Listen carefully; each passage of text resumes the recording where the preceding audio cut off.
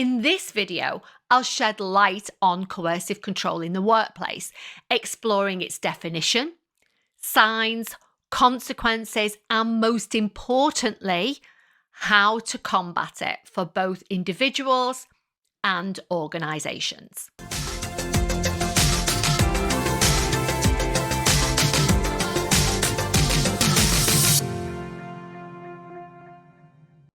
Hi, I'm Jo Banks. I've been a professional executive coach for almost 15 years, and I'm sharing what I know.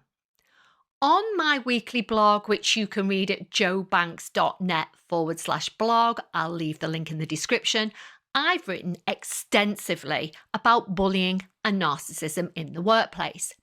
It's a topic that raises its head with my coaching clients at least a couple of times a month. However, I do think that it seems to be getting more frequent.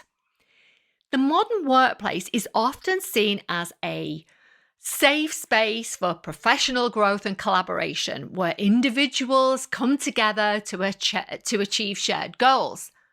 However, hidden beneath the surface, in many organisations, there exists a pervasive issue that remains largely overlooked: coercive control. This toxic behaviour can manifest in various insidious ways, undermining the well-being, productivity, and mental health of individuals. In this video, I'll shed light on coercive control in the workplace, exploring its definition, signs, consequences, and most importantly, how to combat it for both individuals and organisations. Understanding coercive control. Coercive control refers to a pattern of behaviour employed by individuals, usually in positions of power or authority, to dominate and manipulate their subordinates. Unlike overt types of abuse, coercive control operates more subtly, making it challenging to identify and address. Perpetrators of coercive control often utilize emotional manipulation, intimidation, isolation, and threats to maintain power and undermine the autonomy of their victims. Signs of coercive control. Recognizing coercive control in the workplace requires a keen eye for subtle signs. Some common indicators may include: number 1, micromanagement. Coercive managers often excessively monitor and control every aspect of their employees' work, leaving them with little room for independence and creativity. Number 2, gaslighting. Perpetrators may deny or distort the reality of situations, causing victims to question their own perceptions and judgments. Number 3, isolation. Coercive individuals may attempt to isolate their victims to establish complete dominance over them. Number 4, threats and intimidation. Veiled or explicit threats to job security, promotions, or reputation are used to manipulate employees into compliance. Number 5, unpredictable behaviour. Perpetrators may oscillate between being charming and being intimidating, creating a sense of fear and uncertainty. Incidentally, all of these behaviours you will see in antisocial personality disorders, for example, borderline, narcissism, sociopathy, and psychopathy. I have written, again, extensively on these subjects. I'll leave the link below. It's also worth us looking at the Duluth power and control model. Initially designed to support victims of domestic abuse, its purpose was to take the blame off the victim and put it where it should be, on the abuser. This model has since been redesigned to encompass workplace bullying. So let's take a quick look at this model. It's a really important one and one that I will definitely talk about in more detail in another video. In the first section, we've got using intimidation, making workers feel uncomfortable or afraid by using looks, actions, gestures, smashing things, destroying property. I've actually witnessed bosses throwing things at their subordinates, which is just absolutely incredible, and complete abuse. Using emotional abuse, putting workers down, making them feel bad about themselves, name calling, making them think that they're crazy, playing mind games, humiliating, using guilt. Again, this is a gaslighting tactic. Next, we have using isolation, controlling what workers do, who they can talk to, what they can read, where they go, limiting outside involvement. Next, we have minimizing, denying, and blaming, making light of abuse and not taking concerns about it seriously enough, denying that the abuse happened, shifting responsibility onto the worker, and blaming the worker for abuse. Again, gaslighting. Using co-workers, making co-workers feel guilty about the work levels of other workers, using co-workers to relay messages from the employer, threatening to terminate co-workers if tasks aren't done. Next, we have using employer privilege, treating workers like servants, making decisions without proper input, acting like an authoritarian.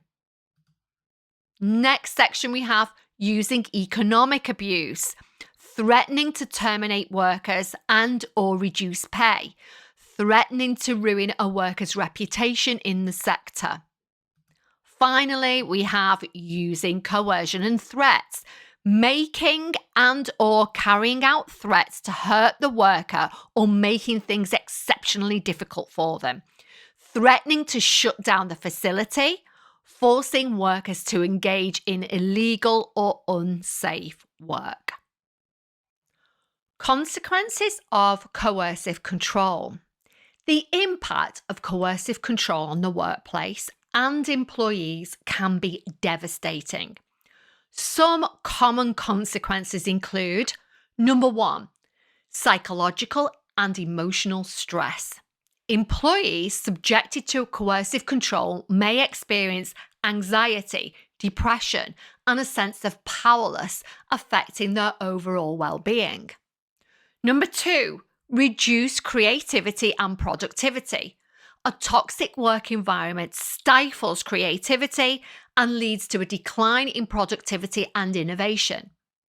Number three, high turnover rates. Employees subjected to coercive control are more likely to leave the organisation in search of a healthier work environment. Number four, erosion of company culture.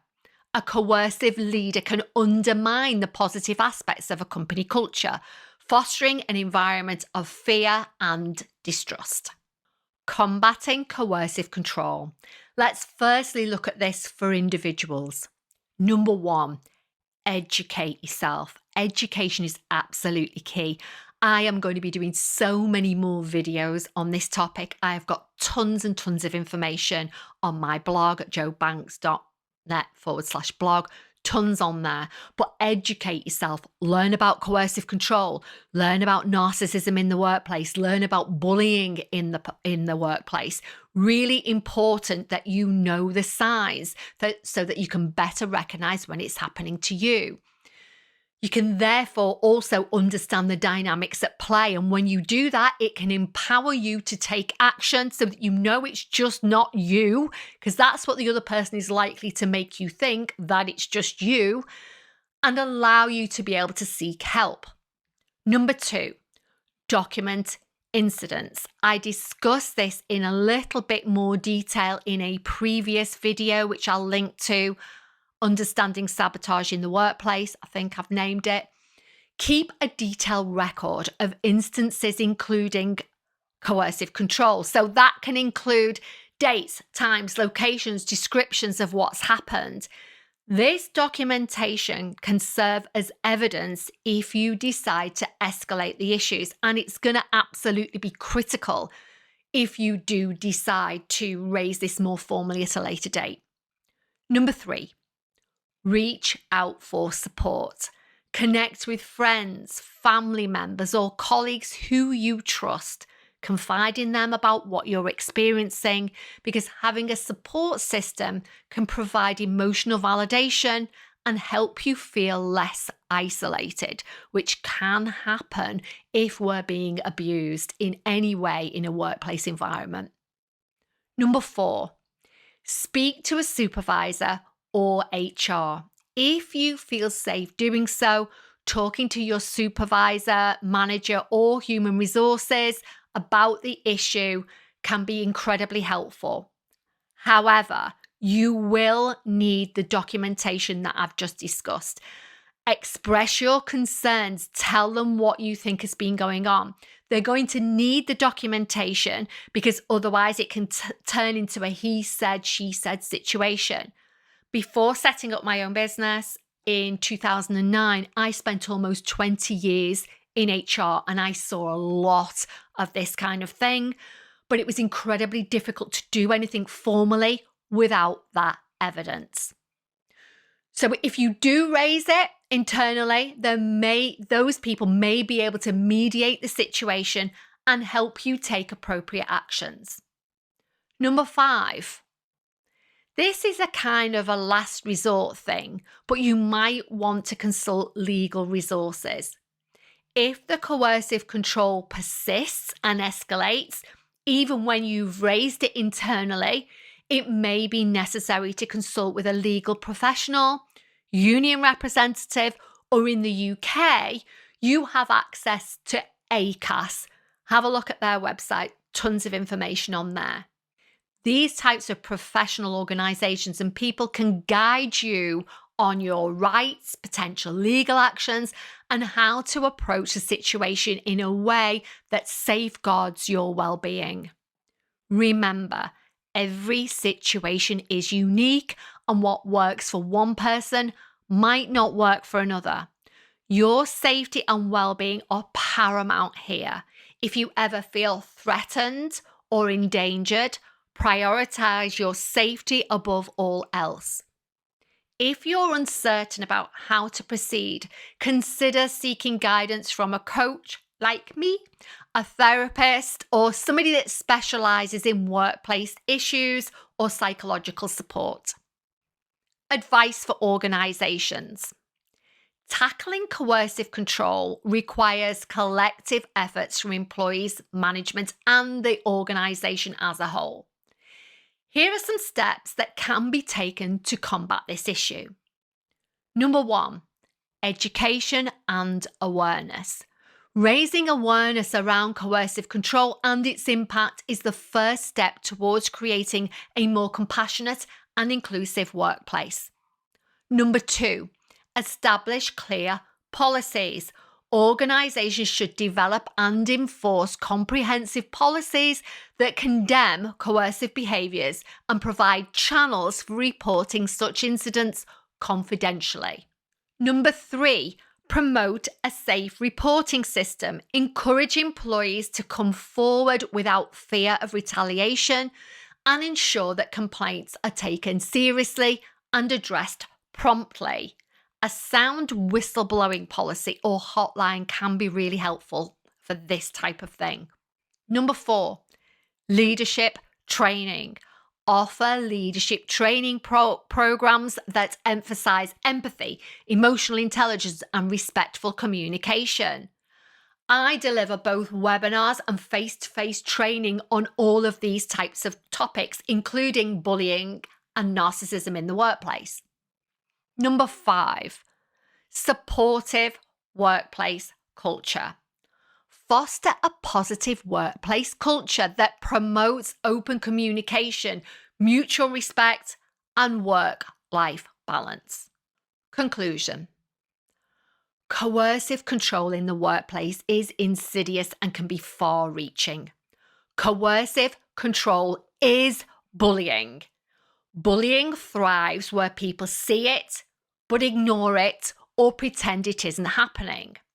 Furthermore, if someone tells you that they feel like they're being bullied, but you can't imagine the accused person doing that type of behavior, it does not mean that the other person's experience is invalid. Bullies often hide in plain sight, where they can be incredibly manipulative. Most don't bully everyone. Instead, they tend to choose their victims very carefully. What next? For more reading, as I've mentioned previously, I've got tons of articles on bullying, narcissism, gaslighting, and a whole host of other topics on my blog. The link is in the description. If you enjoyed this video, please like, comment, and subscribe. I intend to upload at least twice a week for the foreseeable future, so hit that notification button so that you don't miss a thing. As always, thank you so much for watching. Thank you to everybody who watches until the very end, and enjoy the rest of your day.